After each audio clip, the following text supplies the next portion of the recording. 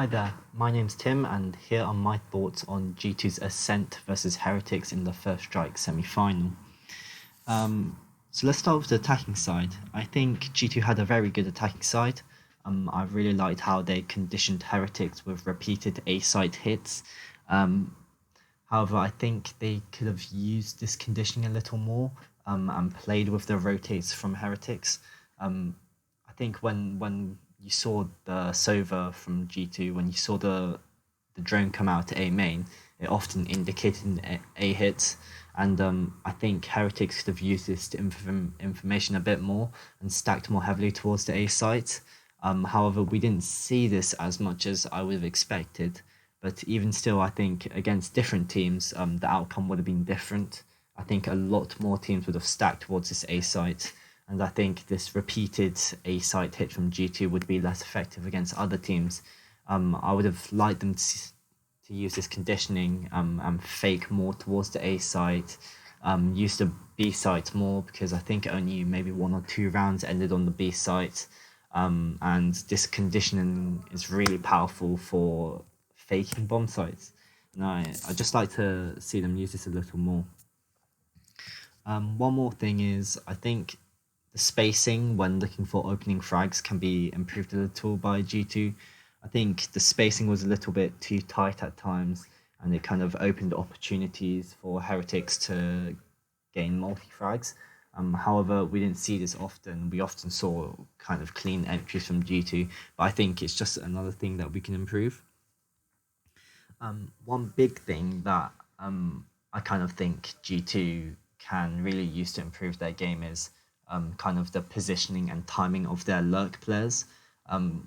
We often saw maybe one player lurking from G2, normally around B link on ascent when the rest of the team were hitting A main. And I think the lurk player in many rounds often got caught and maybe gave away the opening kill. And I think this really it gives it frees up a lot of pressure for Heretics. And I think this lurk player can really kind of slow down rotations, be a huge pressure point, controlling a part of the map by himself. And I think it's really important that they stay alive in these rounds, and I think they're crucial towards the kind of late round kind of post plant situations. And I think G2 can really improve this point a lot. I think the kind of pacing of the rounds from G2 could also be varied a little more. Kind of saw the same rounds hitting A over and over, kind of with the same pace. Maybe I would have liked to seen a few more fast takes, or maybe faking a bomb site and then kind of hitting it again at late round. Because I think G2 is really capable of playing these late round kind of time pressure situations really well because of their experience and the caliber of their players. And maybe if they leave the round to maybe like 5-10 seconds left, I think Heretics or any team that G2 play against, I think that they'll make mistakes, and I think G2 will be able to capitalize on this. I also think that G2 need to be more aware of their flanks. I feel like maybe tripwires can be utilized a bit more, covering their flanks. Since they often leaned 4-5 players towards the side, it means they give up a lot of territory to Heretics. And if Heretics opt to push and find the area clear, it gives them a huge amount of info, which G2 need to know if they have this info. And I think it was the last round of the attacking half. G2 weren't watching the flank on catwalk and they were taking mid, and a Heretics member pushed and managed to get 2 free kills. And I think there was also a bit of miscommunication there from G2, but that player from Heretics should have never got any kills at all. I also think G2 can maybe incorporate defaults into their T side, because I think in Valorant it's very important for the defenders to gain information, which means they have to push. So I think maybe just holding for a while, playing in pairs watching for pushes in like A main or B main. I think that can be very powerful for gaining opening frags. Um, and I also think there were kind of few individual errors here and there, which I covered more in detail in the documents that I wrote, which you can take a look at if you're interested.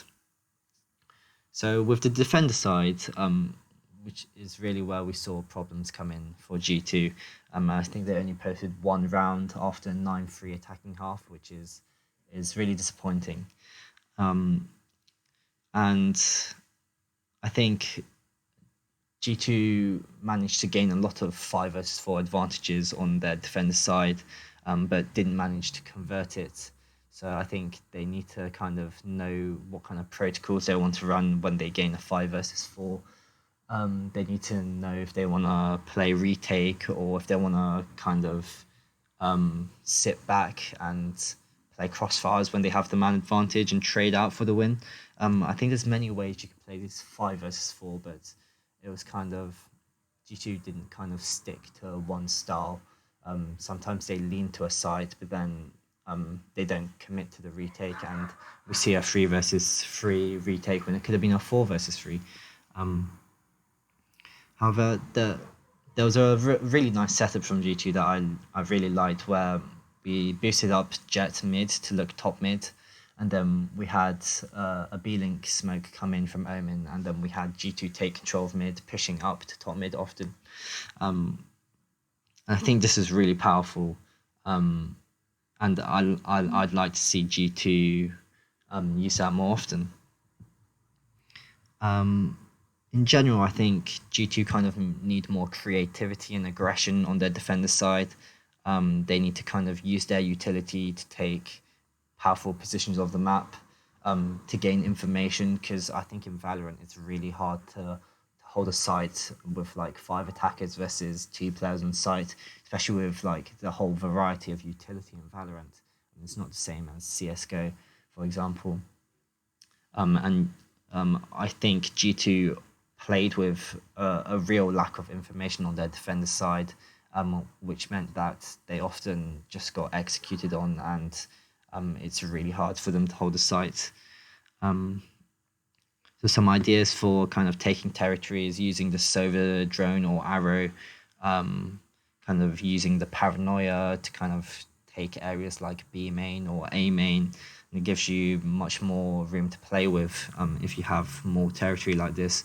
But I think G2 played too passive. They often just sat back on the side, sat back on mid, and I really want to see them play with more aggression, which they're 100% capable of. Also, I want to mention that they did have a 9-3 attack half, and I don't know why they're playing so passive.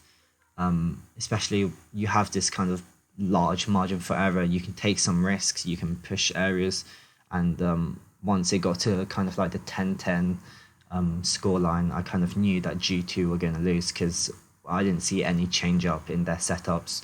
Not really any aggression shown still. You kind of saw Patty Tech kind of aggress on the eco rounds, which I liked, but like I think he can do that on a gun round as well. Like I think one round he flanked all the way, he walked to mid down cats and flanked the Heretics members in A. Like why can't he do that in the gun round? I think Mixwell, I'd like to highlight, he did really well in getting the opening picks. And I think if there were like 2 important rounds, like the pistol round was a 5v4 and also a rifle round 5 vs 4, which would have reset Heretics' economy. And I think those 2 rounds were kind of crucial for G2 to win this map. I think the ultimate usages from G2 can also be improved a little. I feel like sometimes the Sova ultimate was kind of wasted in rounds that were already lost or kind of in eco rounds. And also, I think the Sage ultimate was kind of left up for a long time as well. So these are kind of powerful tools that are kind of wasted from G2. I think it would have helped them take more rounds on their defender side. And And last thing I want to comment on is how G2 kind of forced in the last few rounds of the map. So after like 10-10, they lost a round. They forced for the remaining rounds, and I really would have liked them to save instead of forcing back to back, because I could see them struggling already on full buy rounds. I really did not have confidence in them converting these low buy rounds. Anyway, that's my general thoughts of the map. I think I'm going to make a more specific video on a round for you guys to look at as well. Anyway, thanks for listening. Hope to hear from you guys soon.